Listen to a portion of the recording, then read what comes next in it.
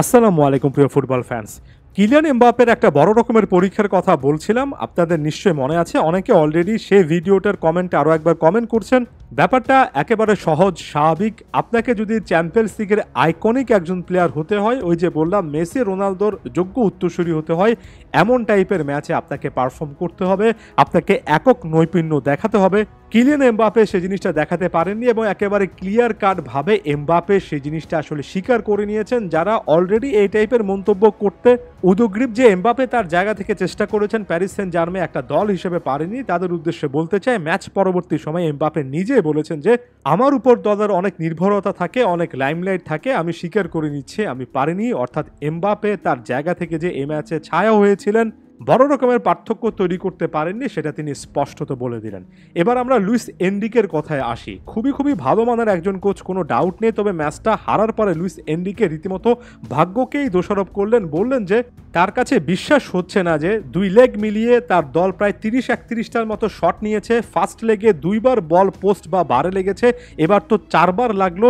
এবার দেখলাম ভিতিনা থেকে শুরু করে আরও একাধিক প্লেয়ারের শট বারবার পোস্ট বারে লেগে প্রতিহত হয়েছে এবং 2 লেগ মিলিয়ে নাকি 6টা বল এভাবে বার বা পোস্টে লেগেছে। অর্থাৎ এমবাপ্পেদের ভাগ্যটা আসলে তাদের পক্ষে ছিল না। অনেকে ভাগ্যের অজুহাত দিতে পারেন, অনেকে বলতে পারেন যে ভিতিনা বা জায়ের এমেরি এদের শটগুলো আরেকটু যদি প্রেসাইজ হতো, যদি বার বা ওই গোল পোস্টগুলো বাধা না হতো, তাহলে প্যারিস সেন্ট জার্মে এই ম্যাচগুলো ইজিলি জিততে পারত। তবে আমার কাছে মনে হয় ভাগ্য নিয়ে খুব একটা বেশি কথাবার্তা বলে সেটাকে দোষারোপ করে আসলে পার পাওয়া যাবে না, একই রকমভাবে পার পাওয়া যাবে না। এ কথা বলে যে এমন টাইপের ম্যাচে 70% বল নিজের পায়ে প্যারিস সেন্ট জার্মে রেখেছে, কমপ্লিট ডমিনেট করেছে। লুইস এনরিকে, জাভি বলুন, পেপ গার্দিওলা বলুন, এই টাইপের কোচরা সবসময় বলটা নিজের পায়ে রেখে খেলতে পছন্দ করেন এবং তারা মনে করেন যে বলের পজিশনটা যত বেশি সংখ্যক সময় নিজেদের পায়ে থাকবে, তত বেশি বারই কিন্তু আসলে সুযোগ আসবে এবং তত বেশি গেমটা কন্ট্রোল করা যাবে। তবে তাদের প্রতি সম্মান রেখেই বলছি, তাদের এই ধ্যান ধারণা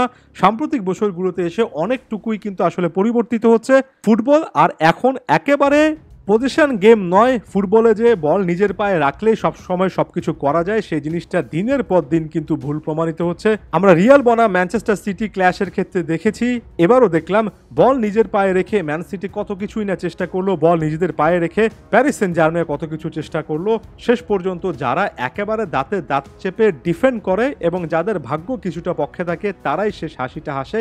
এখানে আপনি কখনোই বরুসিয়া ডর্টমুন্ড তাদের জায়গা থেকে যে পরিমাণ ডিফেন্সিভ ওয়ার্ক দেখিয়েছে, যেভাবে কিলিয়ান এমবাপ্পেকে ডিফেন্সিভলি মার্ক করেছে এবং এমবাপ্পেকে বিন্দু মাত্র কোনো স্পেস দেয়নি। এমবাপ্পেকে দেখলাম ডি বক্সের লেফট সাইড থেকে বলটা পেয়ে বারবার বলটা নিয়ে ঘুরে সেন্ট্রাল জায়গায় চলে আসছেন, তারপরও শট নেওয়ার মতো একটা জায়গা খুঁজে পাচ্ছেন না।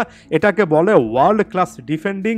এমন টাইপের ডিফেন্ডিং এর কাছে ম্যান সিটির মতো সুপারস্টার ময় একটা দলও কিন্তু ব্যর্থ।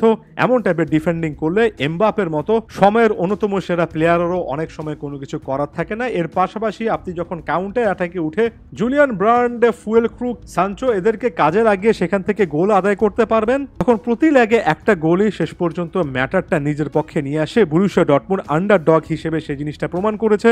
আমার কাছে মনে হয় ওই যে বলটা পায়ে রেখে পজিশন বেসড গেম খেলে অনেক সময় কন্ট্রোল করে ডিবক্সের আশেপাশে ঘোরাঘুরি করে শট নেব কি নেব না এমন টাইপের সিচুয়েশন ক্রিয়েট করে প্রতিপক্ষকে লো লাইন ডিফেন্সে রীতিমতো বাধ্য করে পরবর্তীতে নিজেরা কর্নার কাউন্টার অ্যাটাক এমন টাইপের জিনিসে গোল খেয়ে বাদ পড়াটা বর্তমান সময় বিশেষ করে চ্যাম্পিয়ন্স লিগে অনেক কমন একটা সিনারিও হচ্ছে। ভাগ্যটা অবশ্যই প্যারিস সেন্ট জার্মের পক্ষে ছিল না, তবে একই সঙ্গে এই জিনিসটাও মনে রাখতে হবে যে অ্যাজ এ টিম বরুসিয়ার গেম ম্যানেজমেন্ট পিএসজি চেয়ে ফার বেটার ছিল। যেভাবে ম্যাট হামেলস গোলটা করেছেন, একেবারে অরক্ষিত ছিলেন তিনি, ওখানে আনমার্ক ছিলেন। এগুলো বড় এরর, এগুলোর ব্যাপারে যদি আপনি কথা না বলেন, শুধুমাত্র যদি পজিশনের ব্যাপারে অনেক বেশি গুরুত্ব দেন, তাহলে দিন শেষে সকল কিছু ভাগ্যের উপরে দায় চাপাতে হবে। একই সঙ্গে কিলিয়ান এমবাপ্পে তার জায়গা থেকে ইন্ডিভিজুয়ালি এককভাবে অনেক কিছু না করতে পেরে আরও একবার প্রমাণ করলেন একক নৈপুণ্য অনেক বড় রকমের কিছু করা। চ্যাম্পিয়ন্স লিগে মেসি রোনালদোদের মতো পারফরমেন্স দেওয়া সত্যিকার অর্থে সহজ নয়। তারা তাদের স্ট্যান্ডার্ডটা এমন একটা জায়গায় সেট করেছেন যে সেটার দিকে তাকানো, সেটার কাছাকাছি যাওয়াও মডার্ন ডে ফুটবল স্টারদের জন্য অনেক অনেক অনেক টাফ হবে।